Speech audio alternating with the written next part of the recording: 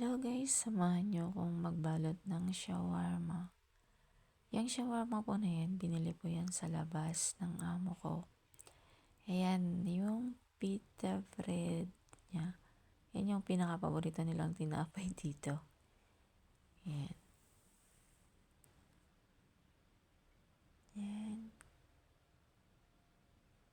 With patatas.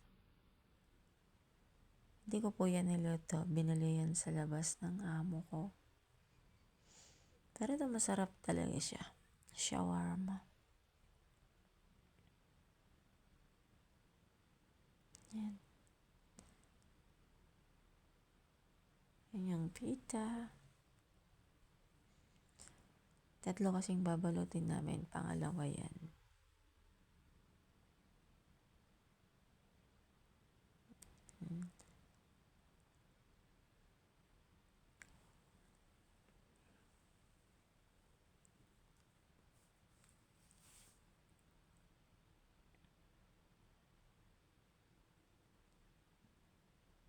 Yan yung pangatlo.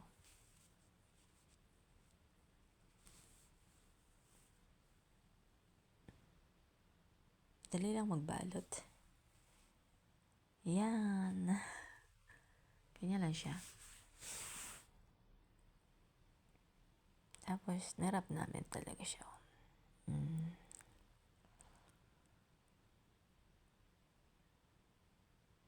Ayan.